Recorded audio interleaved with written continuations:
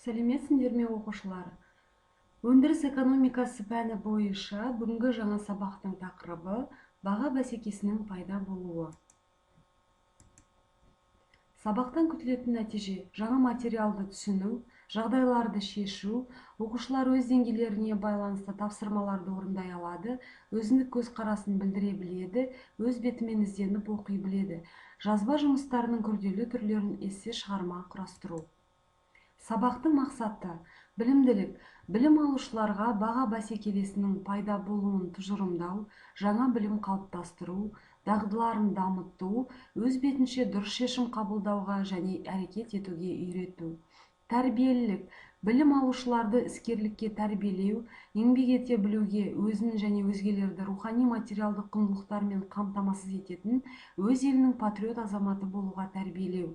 Дамытушылық, білім алушылардың логикалық ойлау мәдениетін дамыта отырып, кәсіптік бағдар беру және болашақ мамандықтарына деген қызығушылықтарын арттыру. Білім алушылардың шығармашылық қабілеттерін, өз ойларын дұрыс жеткізе білу, сонымен қатар тіл мәдениетін дамыту. Бүгінгі сабақтың жоспары: бәсекелестік ұғымы, баға бәсекесі түсінігі, оның типтері, түрлері, бәсекелестік пайда болуының кезеңдері. Адамзат қоғамының тарихында ғалымдар мен қарапайым азаматтардың бәсекелестік сияқты қызығушылығын тудыратын экономикалық категориялары аз. Бәсекелестік мәселесі философтар мен экономистер қоршаған әлемді түсіндіруге тырысқан кезде пайда болды. Ерте заманнан бастап бәсекелестік әртүрлі субъектілер арасындағы қарым-қатынастарды түсіну керек болды. Адамдар бір-біріне қарсы тұруға бейім. Бәсекелестік дегеніміз латын тілінен аударғанда конкурре. Бәсеке бір жағынан іс-қимыл жасайтын салада ұнамды нәтижеге жету үшін жүріп отыратын экономикалық жарыс, шаруашылық жүргізудің қолайлы жағдайына ие болу үшін, пайданы мол алу үшін тауар өндірушілерінің бір-бірімен күресі. Екінші жағынан, ол нарық субъектілерінің өнімді өндіру мен оны өткізудегі және капиталды қолдану сферасындағы ара қатынастары. Форма жағынан бәсеке ұйымдастырудың нормалары мен ережелерінің, мемлекеттік және жеке құрылымдарының директивалары мен іс-қимыл әдістерінің жүйесі. Баға бәсекесі: бұл баға нарықты жаулап алу және өткізудің үздік экономикалық шарттарына қол жеткізу құралы ретінде пайдаланылатын бәсекелестік. Баға бәсекесінің типтері: тікелей бағалық бәсеке, жасырын бағалық бәсеке. Тікелей баға бәсекелестігі бұл фирма сатып алушыны тарту үшін тауарының бағасын төмендетеді. Ал жасырын баға бәсекелестігі кезінде фирма өндіріс кезінде өз шығындарын ұлғайтпау, тауар сапасын жақсартады.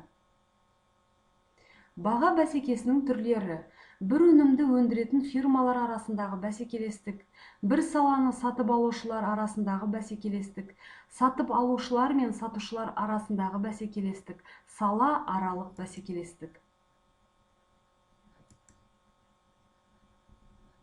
Қазіргі заманғы баға бәсекелестігіне бірден бір мысал Samsung және Apple өнімдері. Мысалы, суретте көріп отырғандарыңыздай, осы 2020 жылы жарық көрген екі марка өнімдерінің баға айырмашылығы. Экранда көріп отырғандай екі түрлі бағалар көрсетілген. Бәсекелестік теориясының қалыптасуының 5 кезеңін ажырату әдетке айналған. Бірінші кезең: 18 ғасырдың аяғы, 19 ғасырдың басы. Мінсіз бәсекелестік моделінің шарттары тұжырымдалған. Бұл кезеңдегі бәсекелестік нарықтық бағаны табиғи деңгейде белгілейтін негізгі күш болып саналады. Стиглер Смиттің сөздерінен белгілі бір жиынтықты табады. Ол экономика ғылымындағы еркін бәсекелестік жағдайларын алғашқы жүйелеу деп айтуға болады. Бірінші, бәсекелестер қастандықпен емес, тәуелсіз әрекет етуі керек. Екінші, әлеуетті немесе бұрыннан бар бәсекелестердің саны ерекше кірістерді жою үшін жеткілікті болуы керек. Екінші кезең 19 ғасырдың ортасы және екінші жартысы. Бәсекелестіктің пайда болу шарттары анықталды және мінсіз бәсекелестік теориясының негіздері қаланды. Бұл кезеңде Курно, Дюпой, Госсен, Кейрес, Джевонс бәсекелестік теориясының дамуына өз үлестерін қосты. Үшінші кезең 20 ғасырдың басы және ортасы. Монополистік және жетілмеген бәсекелестік теориясын ірі монополиялардың әсерінен бәсекелестіктің мәнін өзгерту тұжырымдамасын құру және мемлекет ықпалының өсуі болып табылады. Маршалдың бәсекелестік теориясы 20 ғасырдың 40 жылдарына дейін экономикалық білімнің негізін қалады. Маршал сұраныс пен ұсыныс күштері еркін әрекет етеді.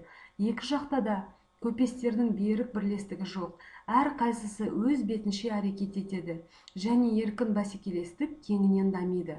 Яғни сатып алушылар әдетте сатып алушылармен кедергісіз бәсекелеседі, ал сатушылармен кедергісіз бәсекелеседі деп жазды. Алайда әркім өзі үшін әрекет етсе де, оның басқалардың қызметі туралы хабардар болуы әдетте аз тауарды сатуға немесе басқаларға қарағанда көбірек сатып алуға келіспеуі үшін жеткілікті деп санайды. Маршал осы тұста бірде-бір термин жоқ екенін атап өтті. Төртінші кезең 20 ғасырдың ортасы, екінші жартысы. Бәсекелестік теориясын инновацияларды, жаңа ақпаратты, экономикалық прогресті, кәсіпкерлікті пайдалану қажеттілігі туралы идеялармен байытуға толы болды. Бесінші кезең 20 ғасырдың аяғы. Ол кезде жаһанданудың ықпалы мен ғылыми зерттеулер елдер мен компаниялардың бәсекелестік артықшылықтарын анықтау. Қазіргі және болашақ нарықтарды жетекші орын алу жөніндегі практикалық міндеттерді шешуге бағытталған болатын. 20 ғасырдың соңында салалық нарықтардағы бәсекелестік өзара әрекеттестікті талдауға тағы бір қызықты тәсіл дами бастады. Бұл кезеңдер атап айтқанда белгілі бір нарық жұмыс істейтін жағдайларды және оның құрамдас бөліктерін құрайды. Әрбір кезеңнің жағдайы және олардың бірлескен әсері кәсіпорынның бәсекелестіктегі мүмкіндіктерін және оның бәсекелестік әлеуетін анықтайды. Екінші жағынан бос кезеңнің әрқайсысының мәні саланың құрылымы мен оның өндірістік, технологиялық, экономикалық және басқа да сипатталарымен анықталады. Осылайша баға бәсекелестігі дамудың 5 негізгі кезеңінен өтті. Байытылып, қоғамның белгілі бір даму деңгейіне сәйкес келетін жаңа моделіне айналды.